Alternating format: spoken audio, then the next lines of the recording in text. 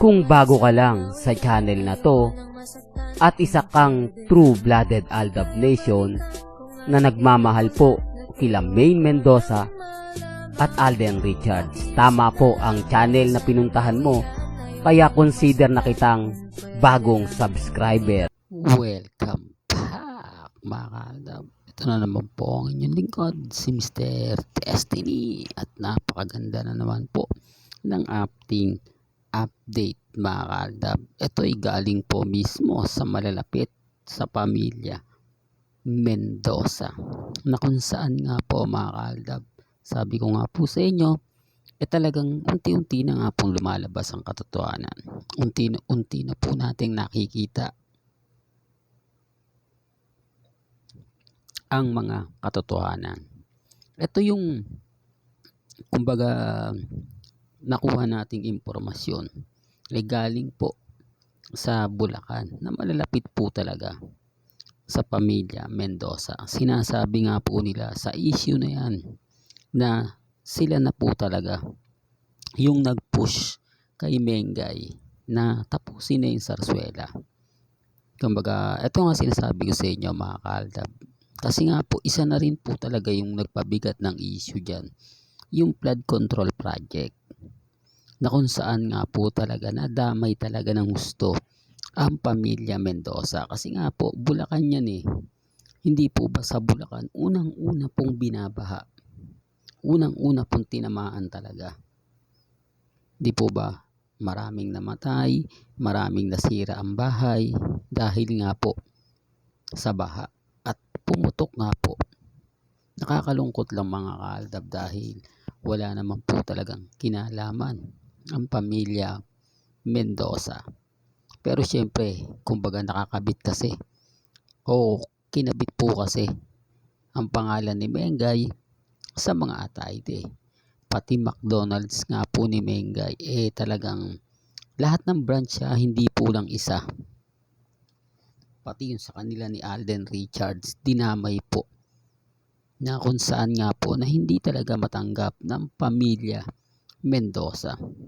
Gaya nga na sinabi natin, di po ba yung huling Jollibee o McDonald's na ginawa po ni Maine, di kita nyo, pinagbintangan pa po sila na pera daw po ni congressman ang ginamit para kumbaga ilabas na yun nakuha ang pera sa flood control project. Hindi po ba mas mabigat yun, yung pagbibintangan ka na hindi mo namang ginawa, yung pagbibintangan ka na wala ka namang kinalaman.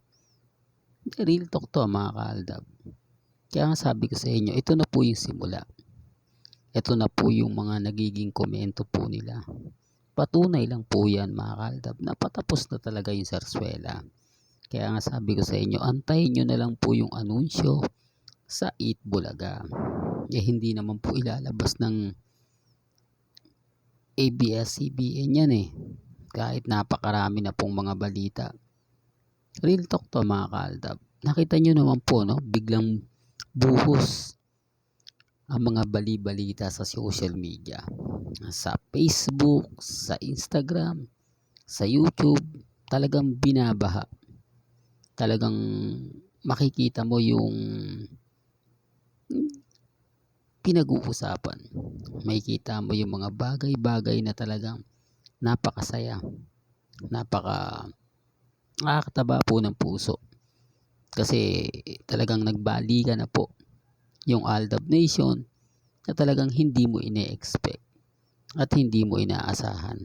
Kaya nga sabi ko sa inyo mga kaaldab, ako yung tipo na kumbaga hindi talaga nagpatinag, hindi talaga sumuko sa laban. Kaya nga sabi ko sa inyo mga kaaldab, relax lang po kayo lagi. Hanggat na andito si Mr. Destiny, wala pong makakatalo sa atin. Wala pong magpapabagsak sa atin. Taliwas yan sa mga sinasabi ng iilan. Taliwas yan sa mga pahayag ng mga kritiko ni Mr. Destiny. Real talk to mga kaaldab. At sasagutin ko lang po yung mga issue na nababas na naman si Mengay. Kawawa naman po si Main, ano? Bakit hindi kayang ipagtanggol to ng mga main fanatics? Eh syempre affected din sila. Isa rin po sila sa hindi nga po nagugustuhan yung mga komento. At galing po mismo sa 8 Bulaga followers. Bakit daw ganun? Bakit yun lang yung naging rason ni Mengay na hindi nga po nagkasakit daw po siya. Pero mapapansin nyo naman kasi sa 8 Bulaga, siya lang yung talagang energetic. Siya lang yung masasabi natin na buhay na buhay. Ibig kong sabihin yung sigla, yung saya, sa kanya mo lang makikita. Sa kanya mo lang mapapanood. Taliwas po ito sa mga sinasabi ng iilan. Taliwas po yan sa mga komento ng mga kritiko. Kasi sabi nga po nila, pwede naman pumunta si Main. Pwede naman siyang, kumbaga, sumaglit lang. Pakita niya lang yung suporta. Hindi po ba? Ano yung sakit ni Mengay? Na hindi kayang mag-video call. Na hindi kayang umawak ng cellphone. O, samantalang sa 8 Bulaga talagang energetic na energetic siya. O, doon pa lang po talagang alam niya, sa totoo lang po. Alam din ng 8 Bulaga yan eh. Hindi po ba? Kaya nga hindi po nagre-react doon yung mga admin na totoo naman po. O baka sabihin nyo mga Aldab Nation ang nagre-react nun. Mga Aldab Nation ang nagko-comment nun. Hindi po. Gaya ng sinabi ko, boycott nga po namin yung 8 Bulaga dahil sa ginawa po nila sa Aldab Nation. Kaya nga po bibihira na po kaming manood. O sila, kasi ako nagiging dami po Kaya nga po alam ko yan dahil ako nagmimistulang tagabasa ng mga komento. Taga dinig ng mga sinasabi nila. Kaya nga po ako mas maraming alam.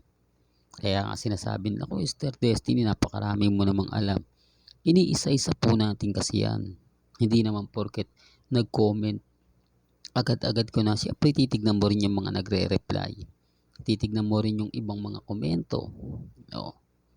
Siyempre yung mga account nila, kung legit nga po ba sila. Karamihan po talaga legit Die hard talaga ng 8 Bulaga. At yung iba naman pong main fanatics, talagang yun din po yung sinasabi. Na walang maniniwala sa main. Di po ba? Ang tanong, totoo nga po bang si Mengay yung nagsalita na yon? Ayon lang naman po yun sa reliable source. Ayon lang daw po yun sa pamilya ni Mengay. Ayon din daw po yun sa pamilya Atayde. Kaya nga po hati ang opinion ng mga netizen. Hati ang opinion ng mga kritiko. Gaya po ngayon, yung mga sinasabi ko na galing po mismo sa malalapit sa pamilya Mendoza. Dahil nga po, sila na yung nagpupush na iwan mo na ang Sarsuela o tapusin na. Di po ba? Kasi malaking insulto, malaking dagok nga po. Parang may kita nyo, si Mengay lang po ba yung kailangan magsalita? Si Mengay lang po ba yung kailangan magpaliwanag? Si Mengay lang po ba laging kailangang magsabi ng ganito, magsabi ng ganon? Pansin nyo, parang si Mengay lang po yung laging pinipressure. Si Mengay lang po yung tipo na kailangan na ganito. Pansin nyo, ni hindi nga po nagsasalita si Congressman Arjo, ni hindi nga po nagpapaliwanag si Ibyang. Parang sinasabi niya, sige, hayaan mo na lang si Mengay magpaliwanag dyan. Hayaan nyo lang si Mengay yung kumbaga ibas nila. Common sense na lang po. Para kasi lumalabas si Mengay pa po yung may kasalanan. The real talk to mga kaldab. Para lang po klaro. Para lang po malinaw. Hanggang dito na lang po ang ating latest updates. Kaya kung gusto nyo pa po ng pinaka-latest at sariwang update, abay tumutok lang po kayo dito po sa channel ni Mr. Destiny para updated kayo sa mga bago at sa mga latest na i-upload po natin maya-maya lang. Hanggang sa muli, salamat po sa panonood at pakikinig.